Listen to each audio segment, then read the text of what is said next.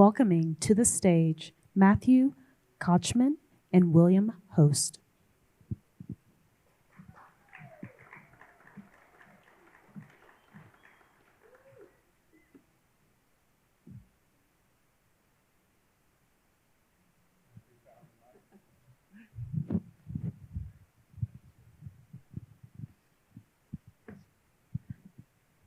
Good afternoon, everyone.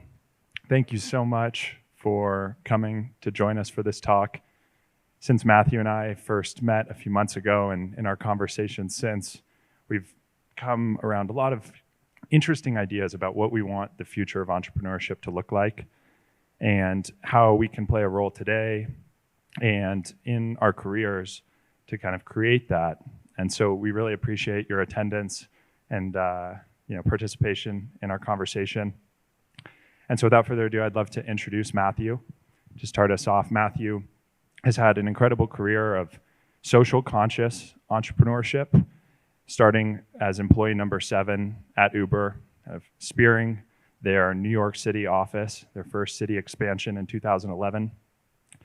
And he had some kind of ethical challenges with that business that we'll dive into today, which ultimately set him to go explore different ventures throughout his career. And today he works on a company called Transcend, which is a novel concept of tree burial, planting us as trees in a living way into the afterlife.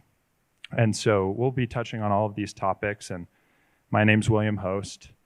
I am a young, hungry entrepreneur, much like Matthew was a decade ago. And we are going to be talking about, our generation, my generation's path to entrepreneurship. See, generations past had things like Y Combinator that you might be familiar with, early, entrepreneurial labs at universities, and the early stages of venture capital to kind of catalyst their, jumping off point into entrepreneurship. And today, those have become exclusive. And so, my work, after having graduated just a few months ago, was to create, support networks, micro communities at universities across the country to help students kind of enter and explore their entrepreneurial drive in different ways and help startups kind of understand our generation in the process. And so that's why we're speaking today. We're trying to understand what are the catalysts for, great future businesses that take into account everything that, we want our future to be. And so with that, we'll be starting off kind of a 3-part conversation with the spectrum of what entrepreneurship looks like today, how we might kind of build great businesses and what the foundations for those businesses are, and then how we might fund them, how we might realize those in the future. And so with that, Matthew, I'd love to start with a question. We've been talking a lot about two sides of the spectrum of entrepreneurship. There's business-minded entrepreneurs on one side, and there's artistic entrepreneurs on the other. And I'm curious, in your work, starting the early days of Uber all the way to Transcend, how have you kind of navigated that spectrum, and where do you feel that you lie over the course of your career? Thank you, William. Great intro. And the work that you're doing is really, really important. Like you were saying, the Y Combinators and the Cornell E-Labs and the Stanford D schools and all of these incubator programs that my generation, the millennial generation, had were kind of like the beginning. But entrepreneurship means something more broad than just starting a business. It means creating. And so we've been talking a lot about this creative spectrum, and it's something I've had to confront and grapple with in my career. Identifying as an entrepreneur in college, seeing an opportunity, starting a business, loving the creativity of my first business at Cornell was I served as the bus broker for all of Greek life, for all the fraternity and sorority wine tours and party events, and they didn't want to rent to these, somewhat sloppy organizations. And so I stepped in and said, I'll clean the buses for you. And so I was the only one that the bus companies would rent to. And I saw an opportunity, and it was fun, and it was creative, and it felt like it was serving a need. And so that was my first real taste of entrepreneurship at Cornell. And then I went into the New York tech community when I graduated, got recruited by Uber to join as number 7 and open up their New York office, and really just launched into the New York tech ecosystem. And this was 2010, 2011. Silicon Valley was already thriving, and the New York tech ecosystem was just, really taking root. And there were just a bunch of young, motivated millennials running around just trying to create amazing things. And that's where I got familiar with venture capital and how the system worked. And in the very early days, I got confronted with that question of, what exactly are we doing? Like, are we just building businesses for business' sake? At that time, Mike Bloomberg was the mayor of New York, and there was a constant dialogue between myself and a bunch of other entrepreneurs where it was like, do we subscribe to the idea of social entrepreneurship, where we're trying to inject the social mission into an integrated business model? Or do we need to take the Mike Bloomberg approach to wealth building, which is create an incredible business, huge business, and then go be of service later in your life? And a lot of people fell on different sides of that spectrum. And for myself, I just found myself gravitating more towards, I need every day to feel integrated. I need every day to feel like what I'm building and what I'm aligned with is a part of who I am, and it's not just a means to an end. And that kind of confronted me pretty hard at Uber in the early days, because it was fast-paced. We were on a rocket ship. We were doing some amazing and fun stuff, and we were growing astronomically. We hit like a $4 million run rate in the first 4 months of operation. And it was just a great experience, for me as a 23-year-old kid needing to fight all the taxi and limousine commission regulators and convince them to allow this weird thing that we were building, and going and recruiting many different black car companies and these people who ran these black car bases. One time I was in deep Brooklyn, and I went to call on a 100-car fleet, and I met with the owner, and they ushered me into a conference room, a windowless conference room, and there were 8 people there, and at the head of the table was this rather rotund Ukrainian man named Eddie. And turns out Eddie was the owner of a large black car company conglomerate that had about 30,000 black cars in New York City. So he was the mafia king of the black car industry. And me, bright-eyed, bushy-tailed, was trying to just pitch him on why he should put all 30,000 cars on Uber. And he listened politely to my speech and my pitch. And at the end of it, he said, "Launching Uber in New York would not be good for you." And I was like, no, it's gonna be great. He's like, "You're not listening to me. It will not be good for you." And I was like, oh, crap.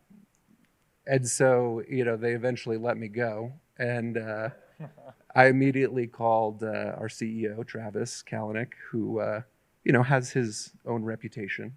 And I called Travis, and I was like, pretty scared, pretty rocked. And I just said, "Travis, this guy just threatened my life. I don't know how else to say it. They shook me down." And Travis's response, I'll never forget it verbatim, was, "Do you understand how amazing it would be for our publicity if you got whacked?" And you need to know Travis to know that this was not a tongue-in-cheek. This was how his brain operated. And so, that was when I started understanding that the motives at play here, the purely business-minded, purely profit and growth-minded motives at play were not, didn't take into account the people aspect, didn't take into account the fact that, a real highlight of how they recruited me at Uber was because I took a ride with an Egyptian black car driver who had a giant computer system in his black car, and he immigrated here from Egypt. His family was back in Egypt, and he worked 12 to 15-hour shifts every single day just to pay down the lease fee, which was $100,000 for this giant computer system in his black car. And he was sending whatever amount of money he had left to his family back in Egypt. And what we had the opportunity to do at Uber was use the iPhone, this new technology, to make this $100,000 shakedown completely useless and enable people like this driver to be able to be their own bosses, to send money back to their families in Egypt. And so for me, it was about creating something and putting the logistics together to solve for that guy. And as things started to grow and move much more quickly, the ethical dilemmas began. And it just became clear that the drivers were being used as a means to an end to serve growth at all costs. They were, ultimately being forced into a similar kind of indentured servitude level of hours without appropriate level of profit. And then every time some ethical conundrum came up, myself and Travis would find ourselves on the opposite side of the spectrum, like complete opposite side of the spectrum. And that just didn't feel right. I guess I'm curious, where did that really go wrong? Do you mind double clicking into one of the moments where you kind of realized that maybe this wasn't going to work out and you might need to go your separate ways? Yeah, I mean, yeah, at the time, keep in mind I was 23. And everyone knew Uber was a rocket ship. Nobody knew it was going to be, $100 billion rocket ship. And all of my friends and all of my family were just adamant that I stick it out. Yeah. I was sitting there trying to go to work every day, really feeling ethically disconnected from the organization and the person from who I was working for. And for me, it was a non-starter. And so people just kept encouraging me to stick it out, stick it out, stick it out. Hit your 12-month vesting cliff. Just get those stock options and get rolling. But again and again and again, it was just every time there was an ethical conundrum, whether that be surge pricing. If you guys remember, Snowmageddon was the first major ethical crisis in New York City. We had a snowstorm and Travis jacked up the pricing. People were getting stuck with $250 Ubers for like a 4-block trip because of surge pricing, and it just didn't feel right to me. What were some of the others? Godview, that was one that ended up coming back to bite Travis in the ass. Godview, we had a portal on our computers where we could track every single person by name riding in cars, and it was being used in really inappropriate manner by some of the earliest employees at the company to track women they were interested in dating or wanting to bump into, or things like that. And there was just a level of dirtiness that I didn't feel good about. And so after a few knockout drag out fights, I decided that it was time for me to move on, and that showing up to this level of work with this level of lack of integrity wasn't going to work for me. And so I left at month 11. And those 30 days cost me $75 million in 1 year of cliff, $300 million in total of what I owned. And, everyone says, oh, you're crazy. I can't believe you did that. You must have so much regret. And, it was a process because everyone said I was crazy, including my family. And then Uber went on to just become not just a successful company, but like a unicorn. Right. And it was everywhere. And nobody really believed how bad it was internally until ultimately 7 years later, Travis was ousted for literally the list of all the things that I had been saying. And when people say, do you have any regrets now? It's taken me, 13, 14 years of career growth and self-development to speak more articulately about it.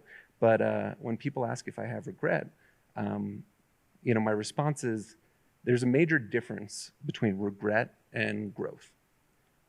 Regret is if Doc Martin pulls up in the DeLorean time machine and is like, get in, we're going back to month 11 at Uber, and we're going to stick it out for one more month, and you'll get $75 million. Would I get in the car? The answer is no. My life has unfolded in a very specific way because of the decision I made. I've built the companies that I've built. I've met the people I've met my wife. I've had a child. I've lived an entire life that's unfolded because of that decision.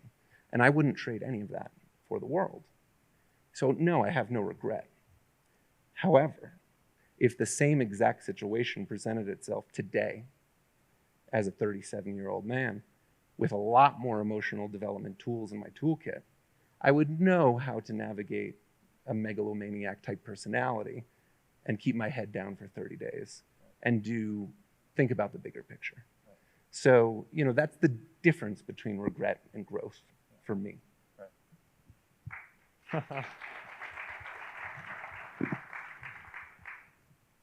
So when I think about, that story, it's obviously incredibly astute, and I'm curious how our generation might be able to learn from that. I recently read over 80% of our generation believes that they can affect positive change in the world. And that is a really exciting statistic in my mind, one that I want to lean into. But for 23-year-old you, what would you say to the next generation of entrepreneurs who might be sitting in a situation that they're concerned about or they're not super, comfortable with from an ethical standpoint? What would you say to them to kind of help them navigate the situation as though you would today, where they might be able to get the benefit without making the ethical sacrifice? Yeah, I mean, it's very much leaning on the mentors and the people who have been put in those situations, and so I try to make my story and myself as accessible as possible. I was just speaking up at Cornell 2 months ago to the business school entrepreneur speaker series, and I told them, this Uber story along with a lot of other things, and the reactions were fascinating because people were just shocked that I made that kind of like hard ethical decision at that time, especially looking back at kind of how it all worked out. And they were inspired by it, and they want to believe that they would make the same decision if put in the same situation. And they also want to develop the tools to make sure that they navigate it correctly. It was funny because right after my speech at Cornell, there was like a KKR info session, big management consulting firm, and people were like, oh, can I dip out early from your talk to go to the KKR session? I was like, well, you're in an entrepreneurship speaker series and you got KKR on the other hand.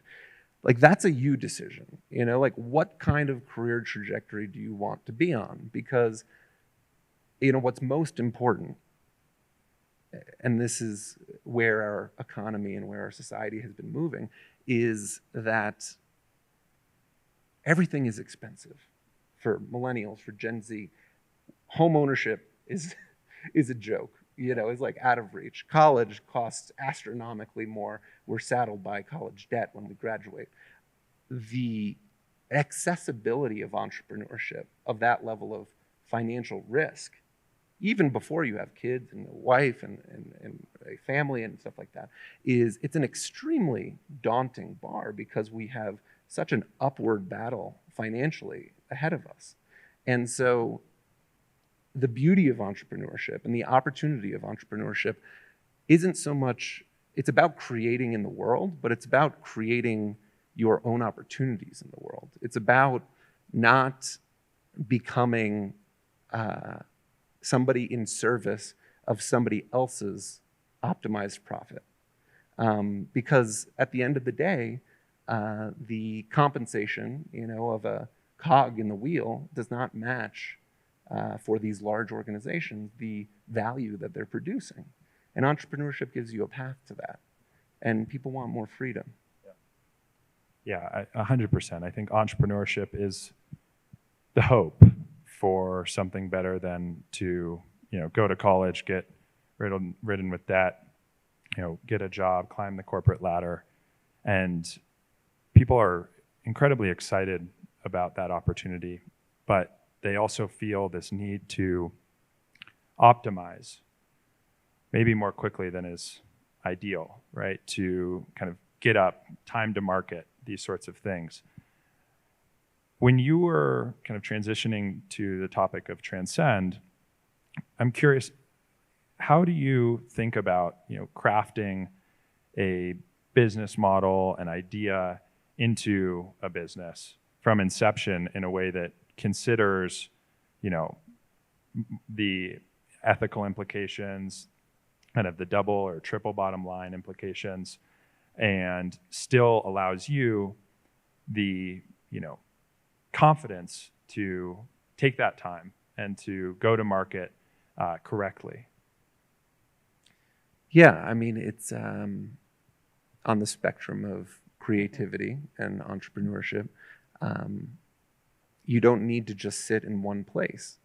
The business side of the spectrum, applying your creativity to solving a consumer need and coming up with a creative business, let's call it scheme, for lack of a better term, because there's a lot of schemes out there. A lot of venture-backed companies are, that's a business opportunity. And there's been, so many of my friends fall on this spectrum, and a lot of them they're passionate about building good businesses, building things that like arbitrage, make good money, and that's exciting to them.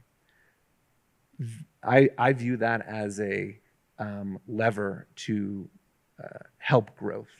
That is a necessary part of a holistic and sustainable business model. But to what end? To what end are you optimizing this business model? And what change are you affecting? And what impact are you having? If it's just to make money, that doesn't excite me personally. But the need to make money is how you create something that's sustainable and lasting and scalable and autonomous and independent. And so you want to start at the business model, make sure that we're not operating a nonprofit, we're not begging for philanthropy, we're not attached to that type of cycle. But from there, how are you crafting a business model and layering on the layers of design that help serve other needs holistically? So let's talk about Transcend for a second. So Transcend is my latest company that I've been working on for the last 6 years. And the concept is we plant your body as a tree when you die. And so right now, traditional burial in cemeteries and cremation are the predominant methods of body disposition in the US. It is a consumer purchase decision that every single human on the planet or their immediate relatives will have to make at some point. And it's quite destructive to the environment, our current practices. Cremation is very pollutive. Cemeteries have become, gone out of vogue. People look at cemeteries and they just think of it as a waste of land. They don't find it aesthetically inspiring. And yet there's a desire for kind of spiritual connection outside of religion. And for the most part, what we're finding is these folks across age demographics really identify as spiritual but not religious. And when you drill into what that spirituality means, it means something bigger than themselves. And when you ask for examples of what is bigger than themselves, one of the easiest things for people to point to is nature. Going to the top of the gondola and seeing the mountain vista, that experience of awe, that is an expansive feeling of something so much bigger than yourself. And so how do we unlock the power of nature to teach people about mortality, this thing that in the West we're so terrified of? We're deeply anxious and crippled by this fear of mortality. And so for me, I saw the concept of tree burial, these tree pods designed by these Italian designers about 10, 12 years ago. Amazing industrial designers out of Italy, Paola and Raul. And I saw that and I just said, I want to do that. Like, I want to be a tree. Of course I want to be a tree. Why wouldn't I want to be a tree? Like, you know, when I'm done with this body, donate it back to the earth. I have a tattoo right here that says, it's a rental. You know, and for me, that's my spiritual belief, is that this meat suit here is lent to me for a time, and it's a living organism. And how do I give it back to the earth? And so I was working on a real estate development project right before COVID, and I was looking for some sort of creative alternative business model, way of monetizing some excess acreage I had. And I wanted to beautify the land, but monetize it, find a way to, make some money off of it. And in my morning meditation, it just kind of like dropped in. It was like, oh, you see these tree pods, you want to be a tree. I'm sure other people want to be a tree. If you take a section of the land and you just allocate it for tree burial, it's a way of reforesting and beautifying and conserving your land while also having a sustainable, holistic, integrated revenue stream. This is a great idea. And so I called the Italian designers and I said, hey, I want to bring this to the US. What's the status of this project? And it became clear that, like so many things, this is an industrial designer's pipe dream. It was a beautiful sketch that went viral. And there was no plan to bring it to market. They didn't realize the regulatory difficulties and that they were dealing with a land-based situation, and that even when you dig into the biology, a lot of things about the design just fell apart. And COVID hit around this time, and everyone developed their COVID hobby. Mine became doing deep research on human decomposition, soil science, tree science, funeral regulations, cemetery regulations, and how do we make a tree burial forest a reality. And as you can imagine, it's a very challenging thing to do, but we've created this process called tree burial where it pulls from natural burial, which is the oldest, most ancient form of burial, and we dig about a 3.5-foot grave, not a 6-foot grave. There's no oxygen in the soil at 6 feet. So a 3.5-foot grave, layer in some wood chips and hay. We shroud the body naturally in biodegradable flax linen, some more wood chips and hay, some soil, and then a unique blend of 7 different types of ectomycorrhizal and endomycorrhizal fungi. And then we plant a tree. And the tree isn't a seed or a sapling. It is a 2 to 4 year old tree that you would get from a nursery, probably about 6 to 10 feet tall. And it's like an adolescent tree. So it's hardy enough to absorb all of the immense flush of nutrients released by our bodies in the first year of decomposition, but also, hardy enough to withstand some of the alkalinity in the soil, some of the ammonium gas that gets released, all of these things. And in that process, I thought I was looking for some magic mushroom mixture to help with the decomposition process of the body. But what I learned very quickly was that nature doesn't need any help. The bodies are fine. And the mushrooms really serve more as steroids for the roots of the trees to kind of suck up all of our carbon, nitrogen, nitrates, phosphates, phosphorus. All of it gets taken into the roots of the tree. And from a biological perspective, you literally become a tree. That is, it's incredible, right? It's like, it makes sense that it took 6 years to get to this point where it's starting to come to life. And for us, that is a daunting feat to create a business over, so many years. And I want to get into kind of how we might finance these things in a second. But, I speak with hundreds of young entrepreneurs every week, and I see so many of them want to pursue meaningful work, have these dreams. 70% of our generation feels like they identify as creative, compared to a much lower statistic for some older generations. And so there is this trend, and I think people want to realize that, but they have to pay the bills. And they're young, and they don't maybe feel like they can go after such a big mission. And so I guess I'm curious, how would you advise a young entrepreneur who wants to do something meaningful, who wants to do something thoughtful without, a 6-year time horizon? Yeah, I mean, the 6-year time horizon was not the plan. Let's put it that way. And going into it, I also have learned to value my time and myself in a way that venture capitalists and corporate America in general takes advantage of our time in a lot of ways. They don't value it as highly as they should. We were talking about this earlier, how millennials were working unpaid internships forever. That was an expectation. That was the norm.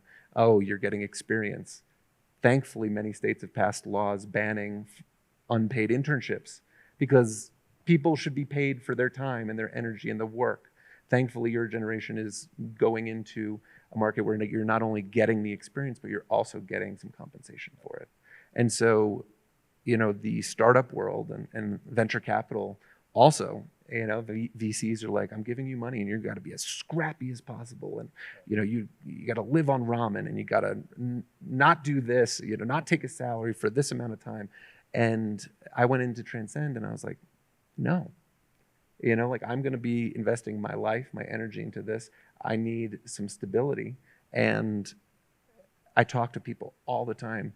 And if I were to sit here and say,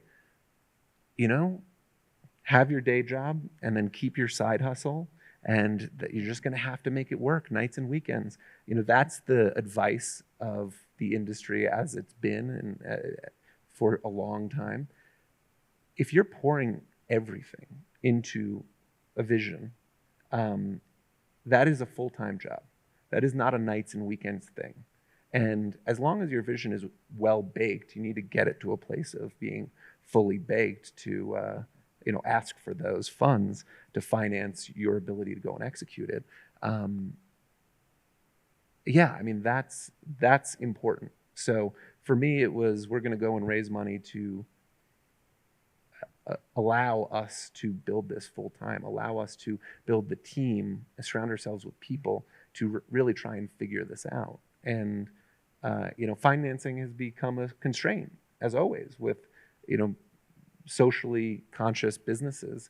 The financing mechanisms aren't there. VC has, as you've had a lot more venture capital firms pop up, a lot more boutique firms. Everyone's crowding into the same SaaS deals. Now it's AI, it's whatever the trend du jour is. And, they're not necessarily the most exciting businesses. They're quite boring in terms of what they do.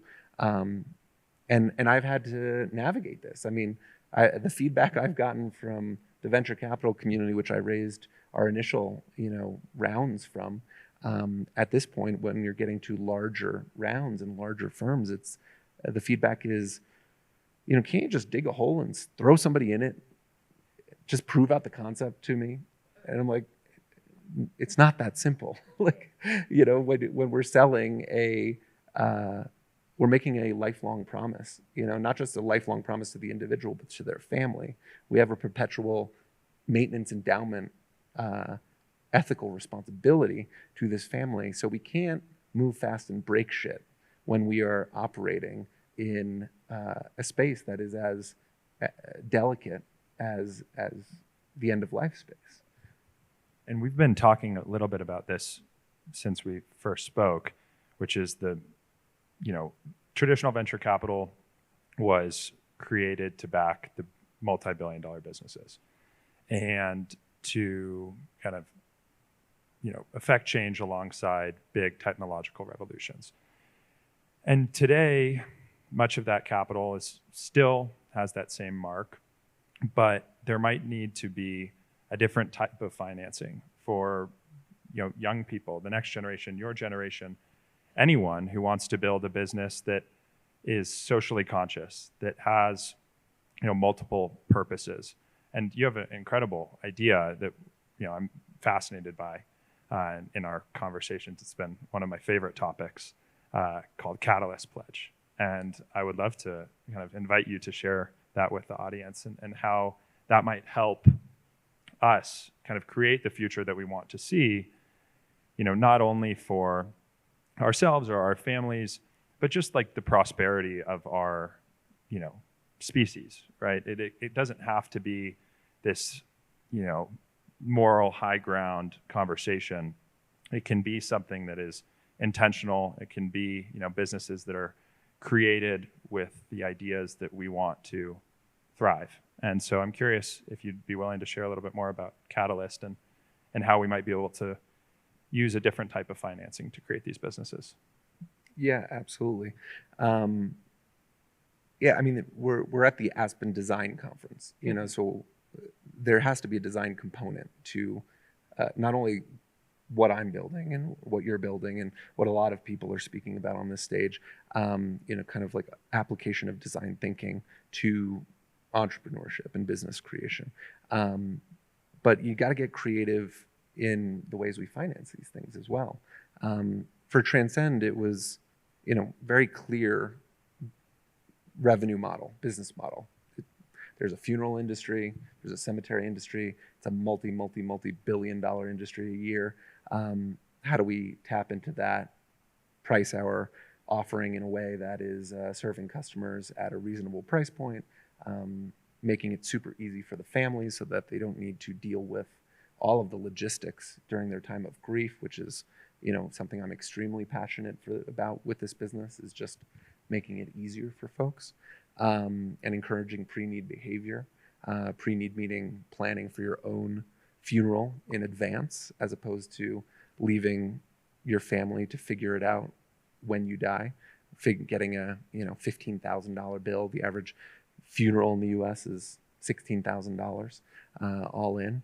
And so, it's like, how do you layer on design thinking to incentive structures to encourage better consumer behavior, and acting earlier? And so for us, it was, well, let's accelerate the impact. We want to plant a bunch of trees. We want to, if we planted everybody as a tree when they died, we would be able to reforest a lot of the world. But we wanted to do it quickly. If you're going to be a tree, hopefully 80 years from now, we have a bit of a carbon crisis on our hands now. We have 2030 goals that we're trying to meet. And so there's a level of speed that we need to be operating at. And so for us, it was like, how do we accelerate the impact and incentivize people to move quicker and think about a subject matter that they otherwise don't want to think about? So what we do is we plant 1,000 trees at the time of decision. And we create these long-term financing plans that allow you to pay down your pre-need funeral over the course of 30 or 40 years instead of getting a $15,000 bill.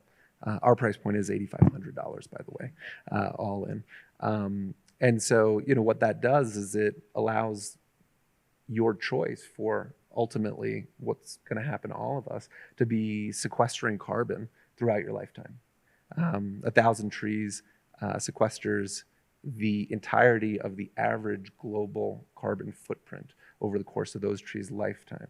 I wish that was true in the U.S. footprint. The U.S. footprint is 2x. So we would need 2,000 trees per person in the U.S. to offset our entire carbon footprint. But 1,000 trees at this point was all we could fit into the business model. Trees. Still a lot of trees. It's a lot of trees. And so for us, the impact and the mission and the importance of that was really profound and powerful. And then we started hitting a wall. We opened up our founding member program about 3 years ago, after doing all the R&D and research and building a consumer-facing brand that talked about death in a way that didn't scare the crap out of people. Had some amazing VC backers and angel investors in that from that my tech community, my VC networks and world. And what happened 3 years ago? Interest rates spiked. All of the venture firms kind of constricted, kind of started seeing that they were investing at really inflated valuations, and that there was a low likelihood of getting a return on their investment. They started funneling money into just the tried and true B2B SaaS business models and, whatever.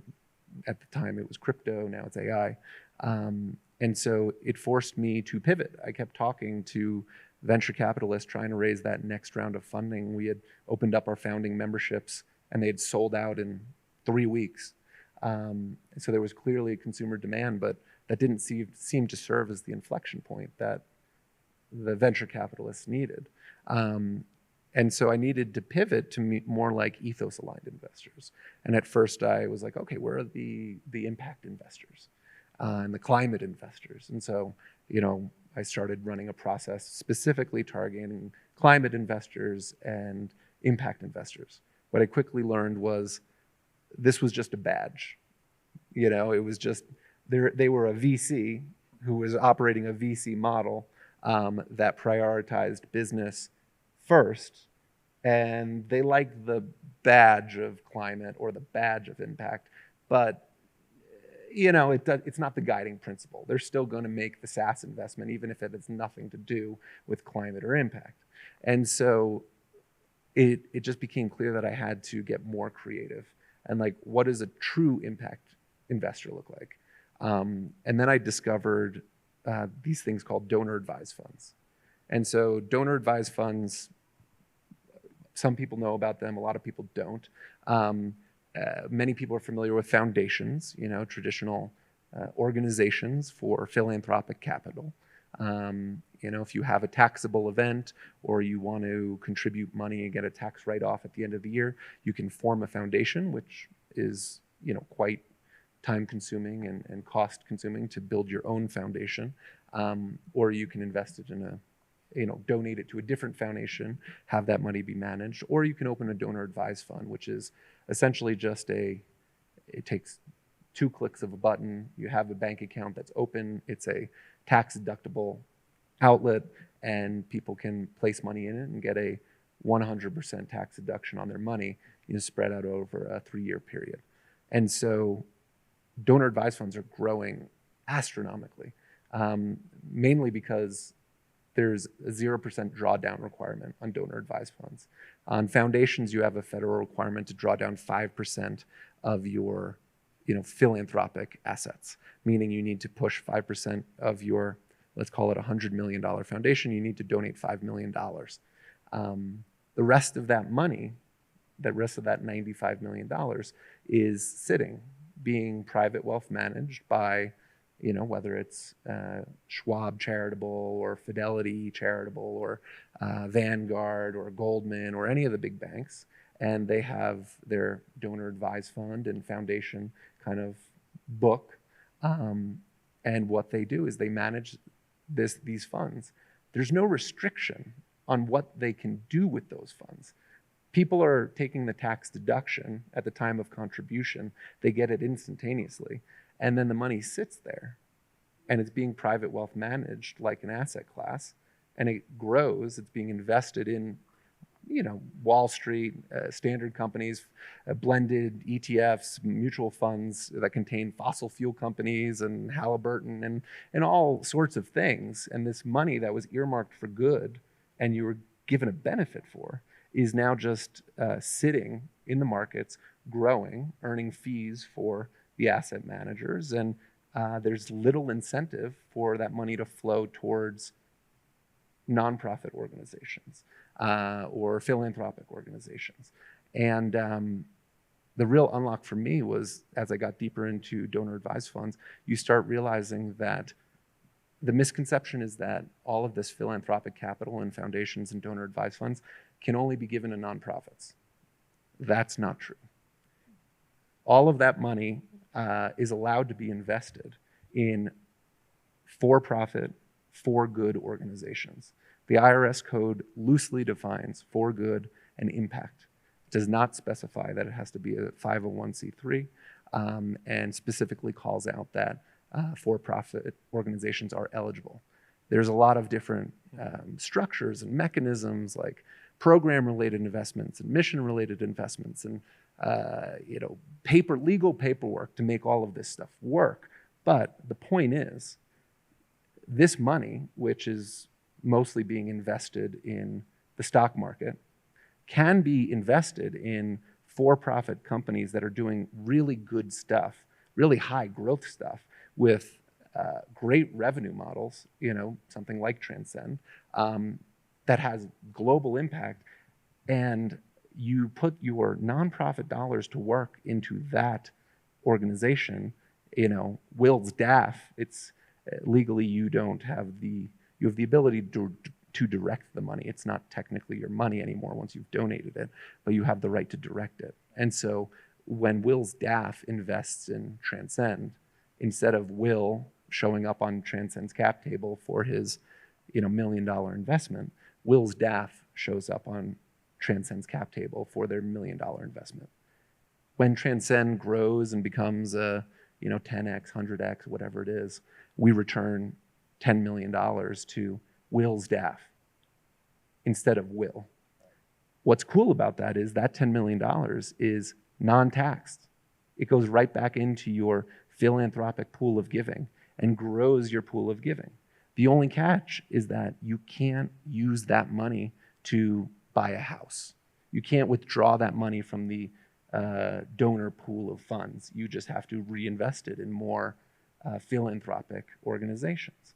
And so when I found out about this, it was like, why is more money not flowing to for-profit, philanthropic, earthshot organizations that have really great underlying business models, but are either prioritizing social impact on equal footing as financial impact, which is what a B corporation is what a Delaware public benefit corporation is. All it is it changes your rider in your corporate bylaws to allow you to prioritize social impact on equal footing with fiduciary responsibility, so that your investors can't sue you for not pursuing highest profit and prioritizing social impact on at least equal footing. Yeah.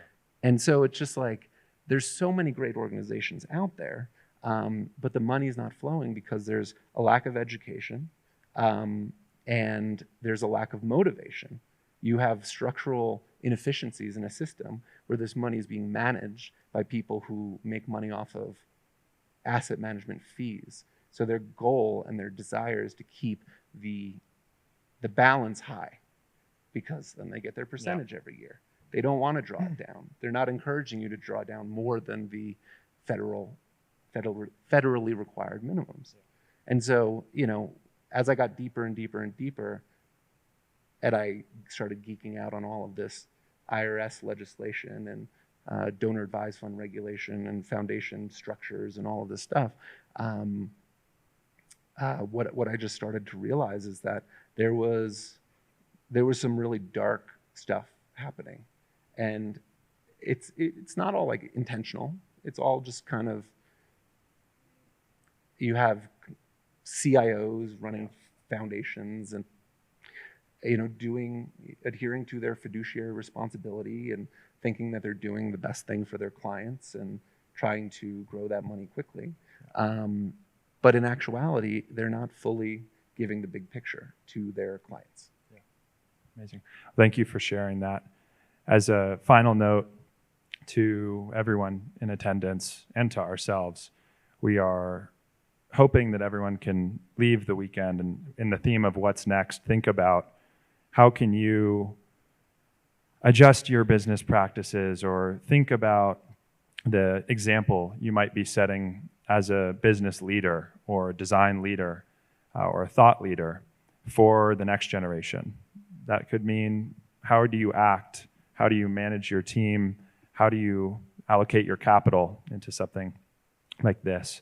And with that, Matthew and I will be down on the porch outside of the Aspen Collective, and we would be incredibly excited to have any conversations with you about consumer sentiment, Gen Z, venture capital, new sort of financing, ethical entrepreneurship, the list goes on. We'd love to have some great conversations down there. So with that, thank you, Matthew. It's a pleasure, and thank you all for being here.